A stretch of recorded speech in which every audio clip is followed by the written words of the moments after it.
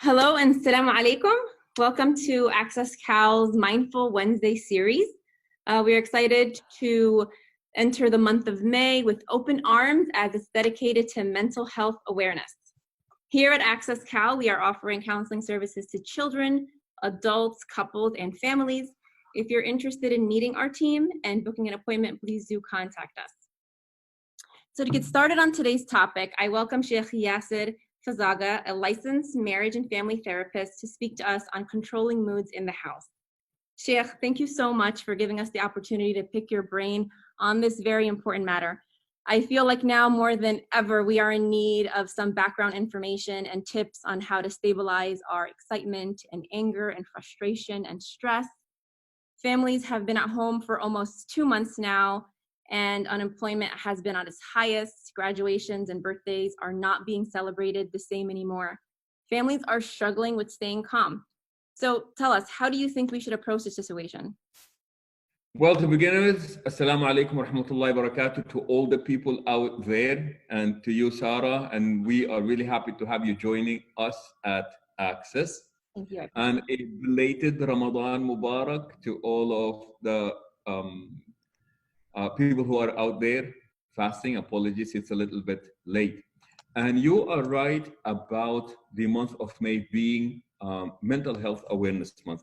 And I think it is really important to talk about what it is that we hope to achieve during this time. When we dedicated May, or when people dedicated May to be the Mental Health Awareness Month, we were hoping to achieve 4 things. Number one, which is really, really big and huge, we want to make sure that we fight stigma. And that is part of why people do not want to speak about mental health, because they are afraid of stigma. And what is the stigma in Arabic, Sarah? You teach me. Yeah, I knew you were not going to know that one. And I knew you were testing me.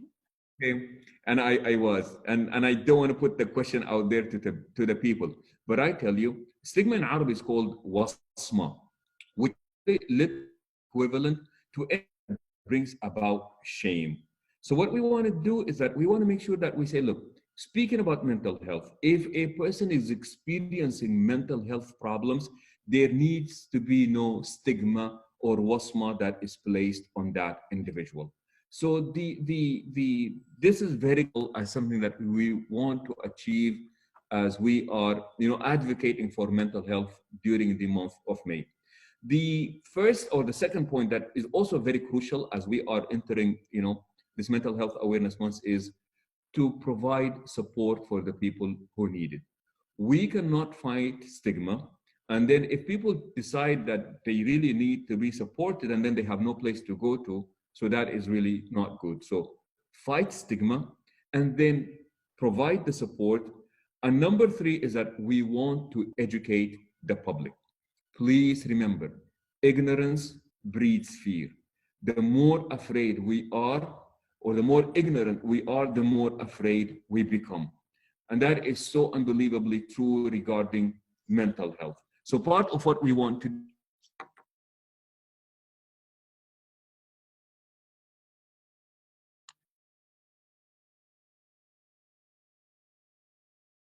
important.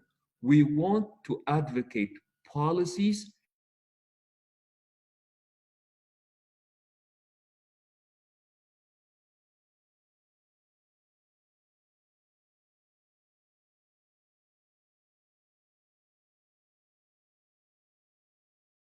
Sheikh Yasser, are you there?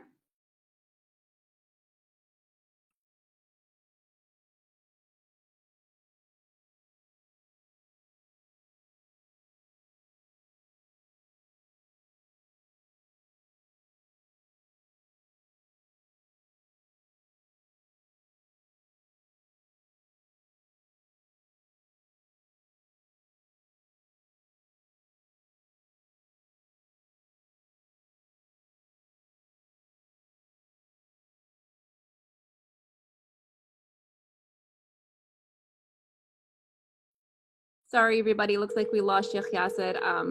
Just give us a minute. He should be back on.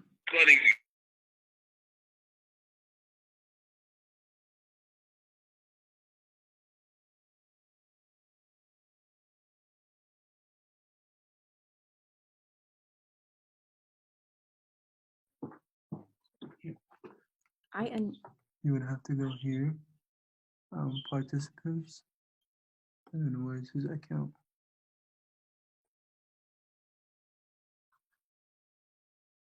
You see, Yasser? It's in alpha order, so he should be there.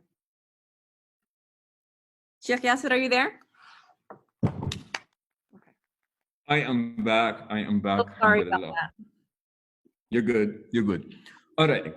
So now what happens is we're talking about, what it is that we want to achieve. So remember, it is to fight stigma. It is to provide support. It is to educate the public because ignorance breeds fear.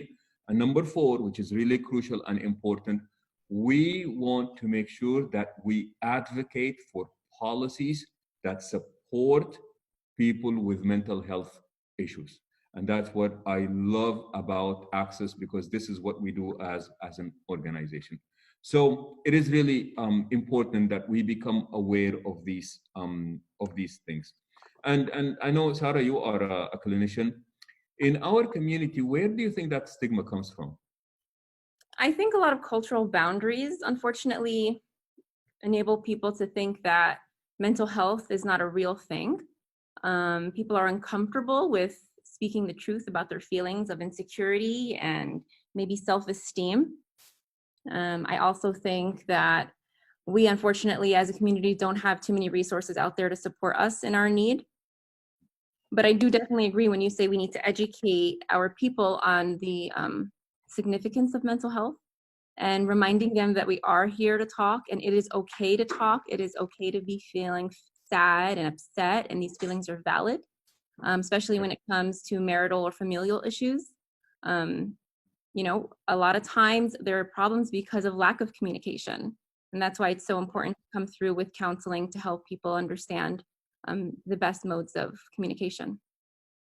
Right. And also keep that in mind. And the stigma is not just in our community, so that, we are being very fair. Mental health issues are actually a stigma throughout the world, all cultures, ethnic and religious backgrounds. They all share this idea that mental health is a taboo that people do not want to touch. In addition to cultural barriers, also sometimes in the community, especially in a religious community, be you a Christian or a Muslim or a Jew, the idea is that if you are somehow a good believer practicing, whatever your faith tradition is, you are supposed to not have mental health related issues. In just one sentence, please remember, an individual who's very religious and dedicated can be very tender in their heart and also very troubled in their mind. It does not take away their sense of religiosity. It does not make them weak. It does not make them weak of character. But I think it's very important. See, when we support these types of myths, eventually, inevitably, what we are telling is we are telling our community members to suffer in silence. And when we make people suffer in silence, we are actually committing a crime against them. So please, there is no stigma about, there is stigma, but that's what we want to undo during this time of, during the time of May, inshallah. Inshallah, and I hope that these series of topics will help people better understand the complexity behind these feelings and come through to our office and seek our services, inshallah. Okay, so Sarah, here's the thing. I'm sorry. See, most of the time we tell people to come to counseling. If you can just take us through what happens in counseling. So when people come to visit a mental health office here at Access California, we go through a series of sessions in which the first session is usually intake and consultation to better understand what each client is experiencing and what led them to our department. And then we come up with a treatment plan. Once we figure out the goals that they want, we come up with a treatment plan and agree on a number of sessions to help them process through whatever situation that brings them in. And so that's usually how the counseling process takes place. Hopefully, with these sessions coming into play for them, they walk out feeling rejuvenated and ready to tackle on any other conflicts that approach them. But counseling is also, I should say, an ongoing process. It's not something where there's a start and an end date where you feel like you suddenly are ready to embrace every other problem. But we know naturally as life moves on, people undergo many different issues in their lives that need assistance in therapeutically going through it. Nice. And I must also add that a concern that sometimes people have is the whole notion of confidentiality and how people are going to view me. And I can promise you, as clinicians, we're never thinking of formulating a judgment about the individual that is coming to us. If anything, I personally, the first thing that I do when people walk into the office, sincerely, wallahi, I tell you, I genuinely commend them for having the courage and having the humility to come and seek counseling, because it takes a lot of courage and a huge amount of humility to come and say, look, you know what, I think I do need help. And also very important that whatever you share with us is absolutely confidential. We are legally and ethically mandated that what the client shares with us is absolutely 100% confidential, except if it includes child abuse, elder abuse, harm to self or harm to others. We have a mandate to protect this individual and to protect other people as well. And I think it's very important that people get to know this. Yes, of course. And like you mentioned, we are held accountable should we breach confidentiality. But once we go through that process and we go over the confidentiality statement and practices with our clients, usually it just takes that conversation to help relieve any of that stress and fear that they have regarding it keeping private in session. Okay. All right. Nice. So these are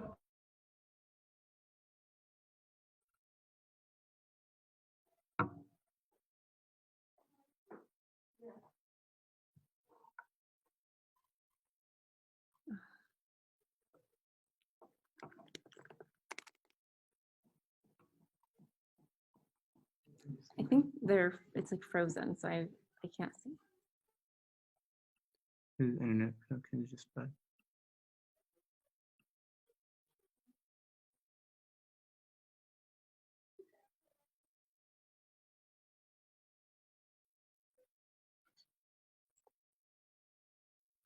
It's not him. It's Melcher.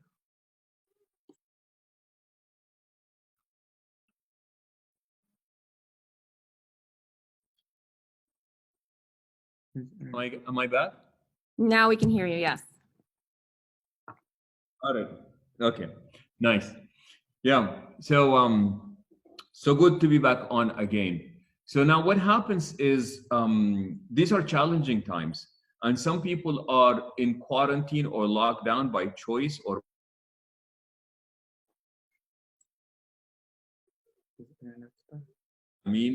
and what this is doing is that it really is having an impact on people's mental health well-being.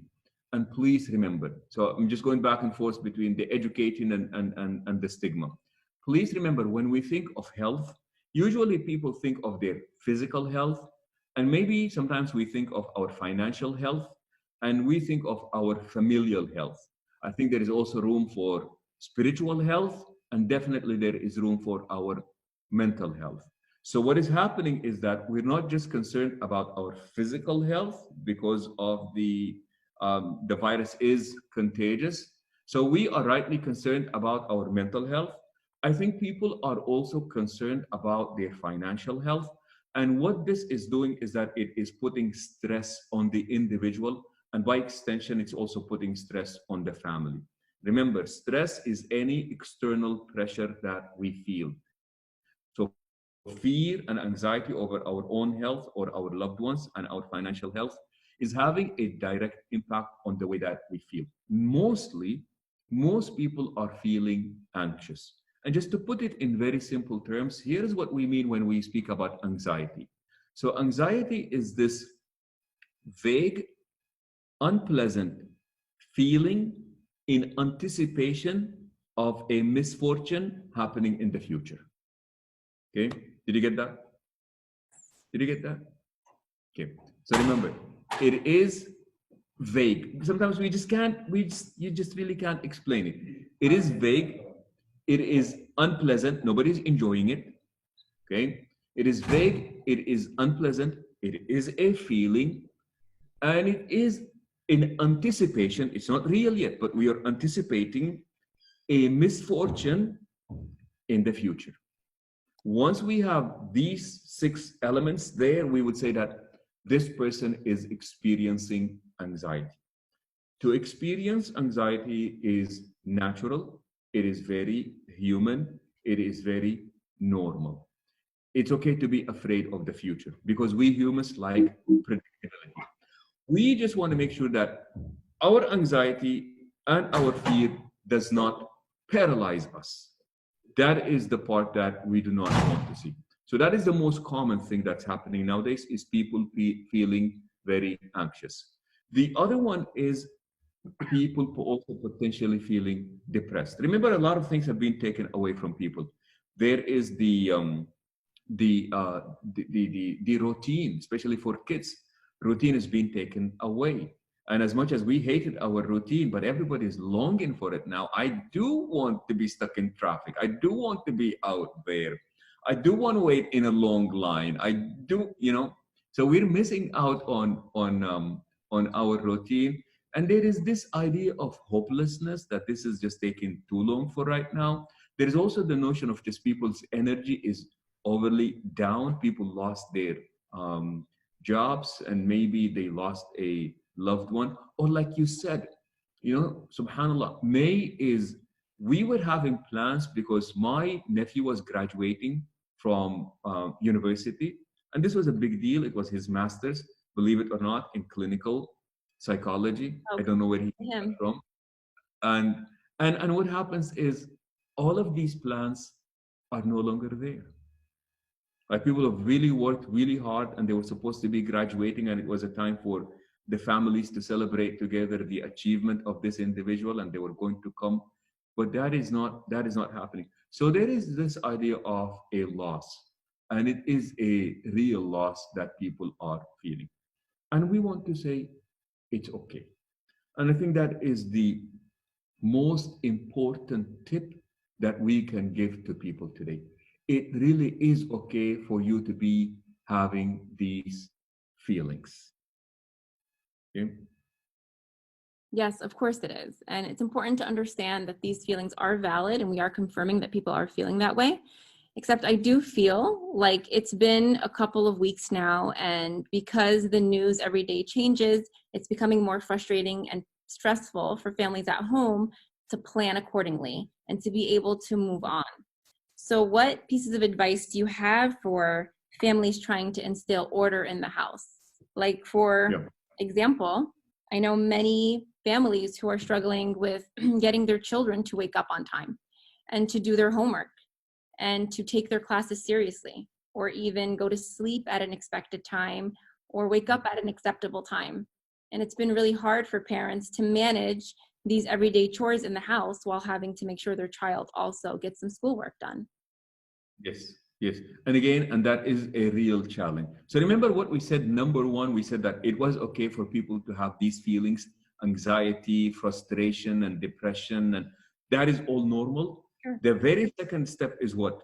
For us to create a safe place for people to have these feelings. Okay?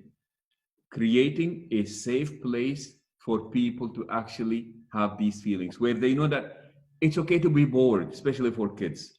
It's okay to be frustrated because there is just so many confusing news. Are we opening? Are we not opening? What does 25% even mean? Right. So is the masjid going to happen? Are we having Taraweeh with 25% of the people only? So it can be very frustrating. It can be very confusing and so on. So we want to make sure that we create that safe space for people to say, look, I know you're bored. I know you're anxious. I know you really are afraid of our not only physical health, but also financial health. So we want to make sure that we create that safe place. And please remember, for the parents who are out there, you really do have a big say in modeling for your kids the kind of climate and environment you want to have in the house. So as a parent, if you are always anxious, believe it or not, anxiety and depression are actually contagious. They're not contagious in the same way that the virus is contagious, but what happens is that we pick each other's vibes, especially for children, people. I promise you, kids pick up on these things so unbelievably easily. And remember, children attention pay to what you do, not what you say. I think that rhymed nicely, didn't it? It did. That went by smooth. Remember, one more time. So remember, children attention pay to what you do, not what you say. You can be telling them to relax all day long, but if you're tense all the time, they're not paying attention to what you're telling them. They're paying attention to what you are modeling in front of them. So please remember, if it is order that you want, if it is relaxation that you want, if it is a safe space that you want as a parent, the very important number one rule is pay attention to what you are modeling, because children attention pay to what you do and not what you Say. Very good. Okay, so that is an important tip, and mashallah, you're a fast learner too, Sarah. Thank And you. that is really important. So that is tip number one. Number two, please come from a place of understanding. Okay, with the kids. I tell you, today I was meeting with a principal at a local school, and I said, "What is going on? How is it looking?" I mean, we're talking about there will be no more school for this year. I said, "Well, how is it looking for next year?" And he looked at me and he goes, "We really don't know." But then he said, "I feel really bad that we have to teach kindergartners through the internet." Said, I mean, the experience of having a teacher and being in a classroom, it's like that's just part of being in that, kindergarten and preschool. I mean, that's the whole experience there. And now, these kids are locked down. So there is that anxiety. Teenagers are absolutely feeling very, very bored. So we want to come from a place of understanding. Having said that, I also think that it is important that we have an agreement. And if you remember, Sarah, that's what we've been talking about, and that is the importance of communication. So communicate, and then communicate even more. We want to come to an agreement as far as what we are going to do and how we are going to get there. And I think that is just absolutely crucial at this point. Absolutely. And just to actually add to what you're saying, some tips for parents at home. Believe it or not, something as simple as having your child wake up, wash up, and brushing their teeth, having their breakfast, and logging on at the same exact time every single day, it brings the consistency that parents are looking for. And it also allows a child to feel like he or she is doing something with their time. Just because we're not physically reporting to school doesn't mean school is no longer in session. Teachers are expected to post work and they expect their students to respond. So it's important that structure is built to get things rolling. At this point, just like you said, Sheikh Yasser, schools are not planning on opening for the rest of the year. So we have about a month and a half here in California. You guys end a little earlier, I think mid-June. So we need to get our students working on these assignments and bring the best potential to their studies. So absolutely, communication, feeling safe in the house and having the conversation if we have any children as viewers, talking to mom and dad about how you're feeling, whether it's being bored or whether you're feeling a little afraid, because something like this has never happened before. So, and something else is happening also. I know that within the Muslim community, with Ramadan, the schedule is literally, parents have been telling me it is really upside down. right. Oh, what's going on? Said that the kids are attempting to stay up all night long and then sleep through the day. I was talking to a teacher today, and he sent out an email to the students, saying that we have a class at 9 o'clock. And like the student said, as soon as I sent it, and like I'm getting like emails at 5 a.m. He sent it at night, letting the people know that there is a class at 9 a.m. He said, I started getting emails around 5 a.m. The students asking if we can delay the class. In other words, they have been up all night, and now it's time for them to sleep. So like you said, we do want to have that order. And I think that consistency is important. And also developing a very healthy routine, I think, is crucial. if I may just add, I say, look, we want a schedule, but we don't want rigidity. We want consistency, but we also do not want inflexibility. So what we're doing is, look, we are trying to accommodate for what is going on. We will do our best, knowing that not everything is going to go by the minute. Let me tell you why I say this, Sarah. See, the potential for having so many battles right now is really, really a lot. Remember, constant, prolonged, uninterrupted time together really brings a potential friction with family members, okay? Which is not bad. So what we have to do is that we have to be very selective as to the kind of battles that we want to wage against each other. We will have few battles here and there, but we need to be selective. Not everything is worth fighting over. Not everything needs to end up in a fight. So you've got to be very selective as to what is, fight worthy and what is not fight worthy. Absolutely. As they say, choose your battles wisely, right? It gets frustrating and irritating in the house especially when there's a closed space and people are always in each other's faces and they're trying to make use of each workstation and being able to fight over the remote, things like that. They actually tend to become a bigger deal than people might think they are. So it's important for people to understand that it's a rough time right now. Hopefully things will only get better. But in the meantime, talking things out and enjoying family time is actually also expected. And I must really give it up to moms during this time. Absolutely. I mean, seriously. I mean, wallahi, they deserve it a big huge time. So moms were already doing, and I'm saying this as by means of observation. I don't mean to say that all moms are like this, but what happened is that most of these moms, they worked inside, they worked outside, they did the preschool, the after school, and the during school, and man, now it is just even more.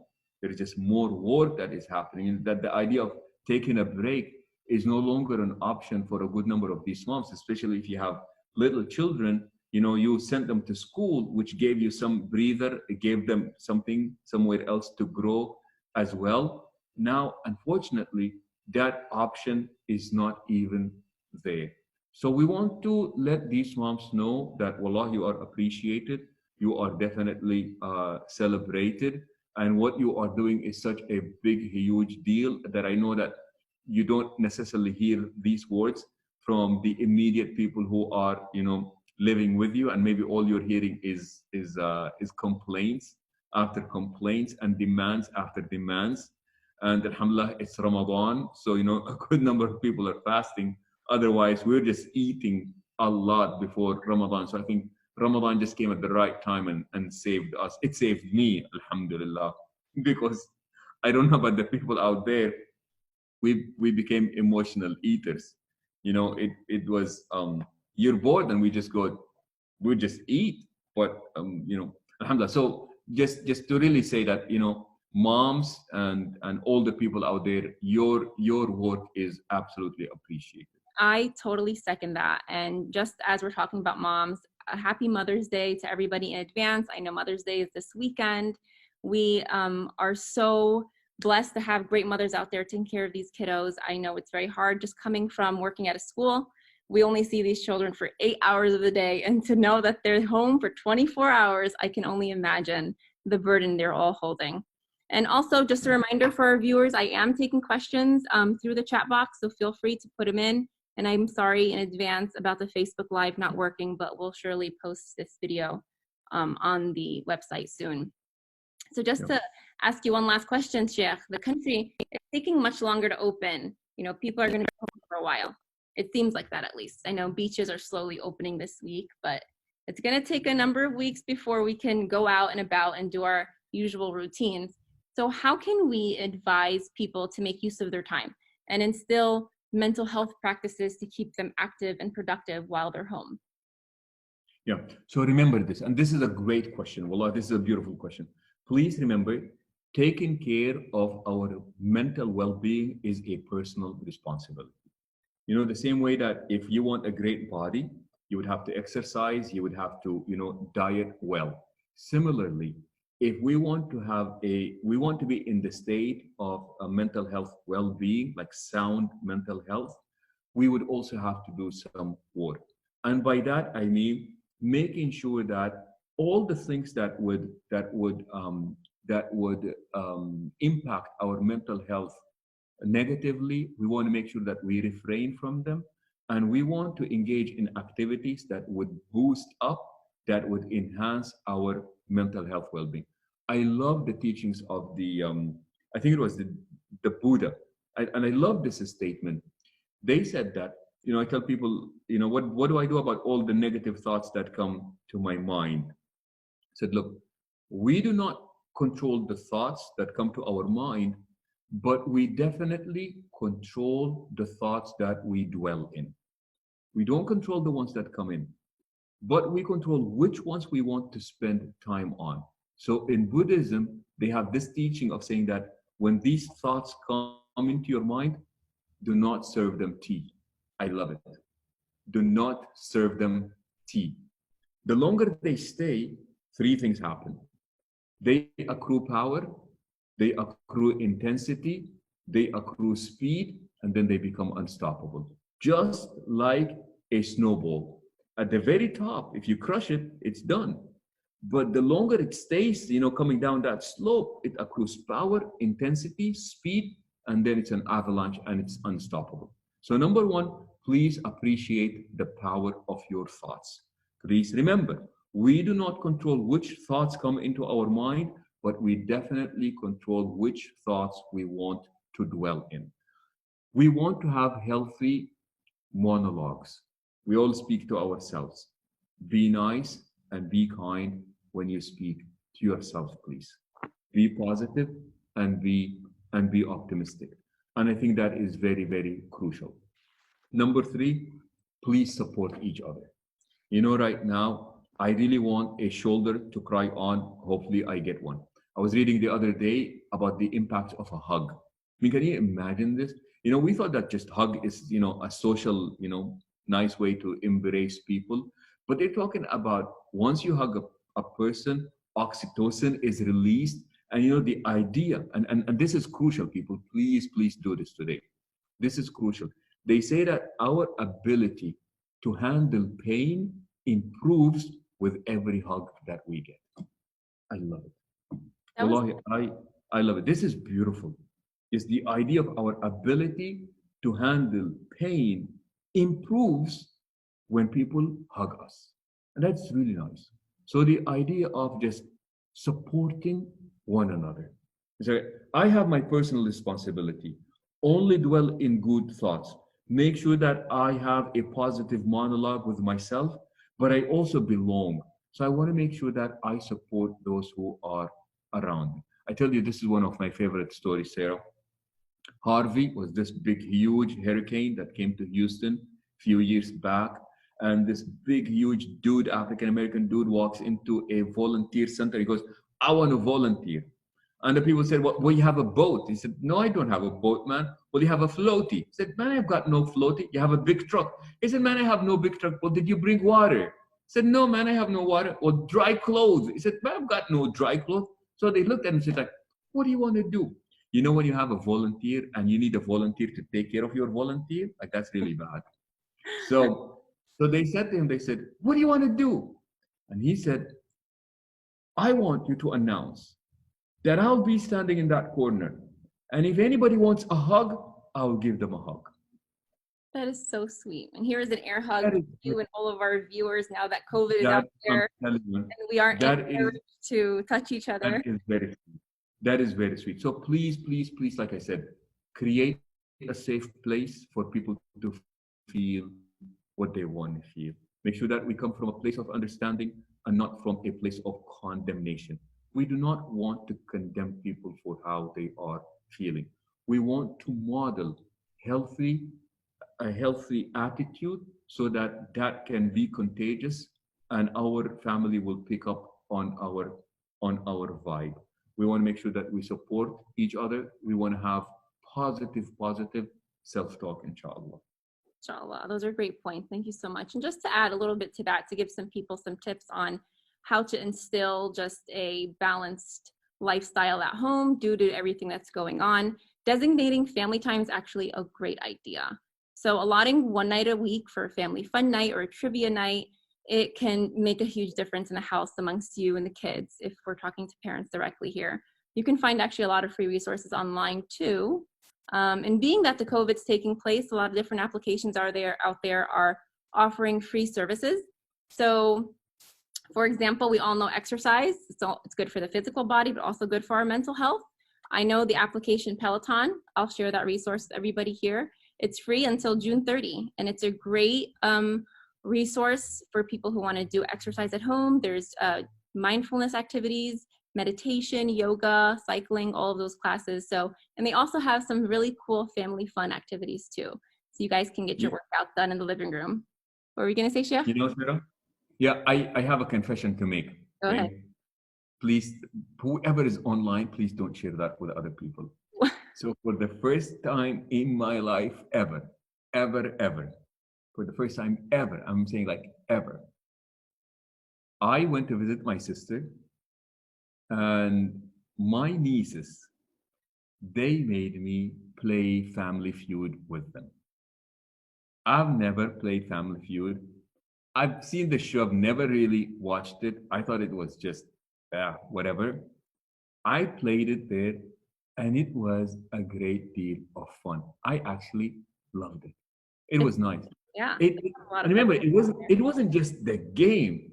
It was just connecting with the people, you know, and you know this as a clinician. When children come to us, because we really do see children as well, you can't really tell a child, well, how are you feeling? And, you know, children may not have the vocabulary to do this.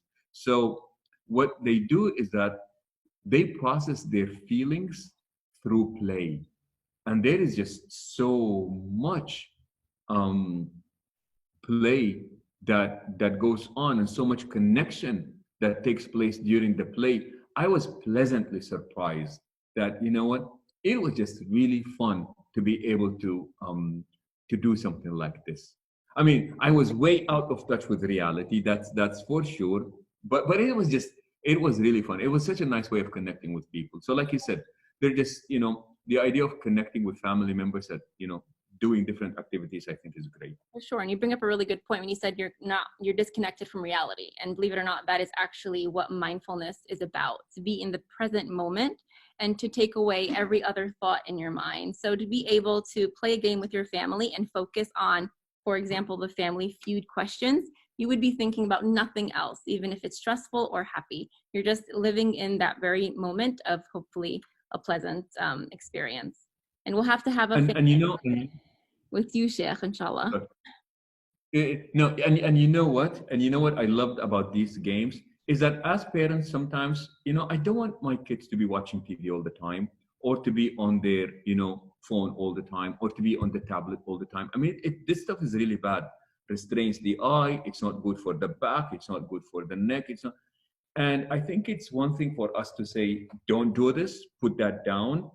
But I think we also have to bring about alternatives, viable alternatives, fun alternatives, you know, alternatives that actually get people to talk, they get people to connect. I mean, if it is safe, definitely take a walk out there, you know, get some sun, get some exercise.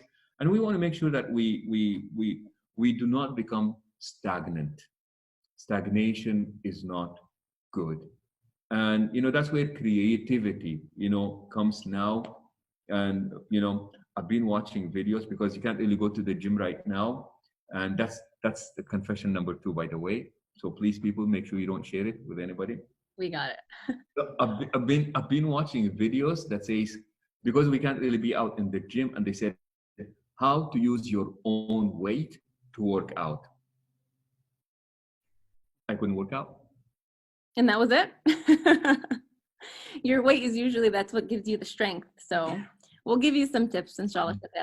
We do have a question actually, in regards to the children playing, how to restrict a time in the computer gaming for kids without arguing. Yeah. So remember, for kids, remember, agreeing with them on the rules actually really helps. So if the kids are playing and you just come and snatch the cord or take away their controller, oh, that's not good news. That is not good news whatsoever. So what you want to do is that to begin with, before the game or every day, like you said, you want to make sure that you schedule these things. Okay. So you agree on a time. I don't know what your family is okay with. So you can say, look, you get 2 hours. Do you want all 2 hours, same time? Do you want to break them throughout the day? And then 10 minutes before their time is over, you would come and say, look, time will be over in 10 minutes. So preparing the kids this way actually helps. There are some great apps. I know that this is one we have used at home, and that is the app will close down in 2 hours. Like the entire tablet will just completely shut down and it will send warnings. And at that point, it really is, it's not me, it's just, what the app, that's how it's being designed. But remember, the clearer we make the rules and the expectations, the easier it becomes to follow them. Absolutely. And I would say, please just make sure that we do that. For sure. And just to add to that, a lot of time with children, they do work best with incentives. We have to admit, it's a two-way street. You give me something, I give you something back. If you're trying to limit the time your child is using either the computer, the TV, or his or her phone, I know, for example, my iPhone has a setting where you can see the screen time, how long a person is using on the actual phone. And so if you had a conversation with your child about how long you'd like for them to be on the phone, and you create a goal, then you can help that gaming experience be an incentive to it. So for example, you have a screen time of 4 hours a day and you want to knock it down to 2. Well, if you tell your child, bring it down to 2 by this Friday and I'll allow you extra time to use the game, then maybe it's something to work with them on. Yep. Yeah, for sure. Excellent. I know our time is actually coming to an end. Thank you so much, Sheikh, for your encouraging words and golden pieces of advice. That it concludes today's session. For everybody watching, thank you so much for participating, and we're really sorry about some of the technical difficulties we had, but we are excited to see you again next Wednesday at 4. Our next topic will be anxiety and depression. Thank you to everybody and have a wonderful weekend. Take care. Thank you, Sarah. Assalamu alaikum. Take care.